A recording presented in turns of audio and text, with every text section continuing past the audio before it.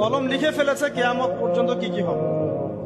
অতএব আপনার রিজিক নিয়ে এত টেনশন করার কোনো দরকার নেই। বিয়ে শাদী হচ্ছে না, এই জন্য কবরে গিয়ে মানত করার কোনো দরকার নেই।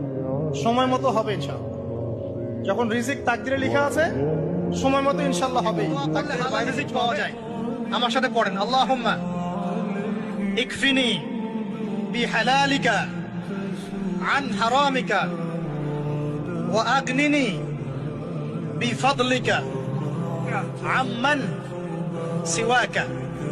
এই দোয়াটা পড়লে ইনশাআল্লাহ আল্লাহ পাকের শুকরিয়া যে যত বেশি আদায় করবে, আল্লাহ পাক বলেছেন লা ইন শাকারতুম লা আযীদান্নাকুম, তোমরা আমার শুকরিয়া আদায় করো, আমি তোমাদের প্রতি আমার নিয়ামতকে বাড়াই দিব।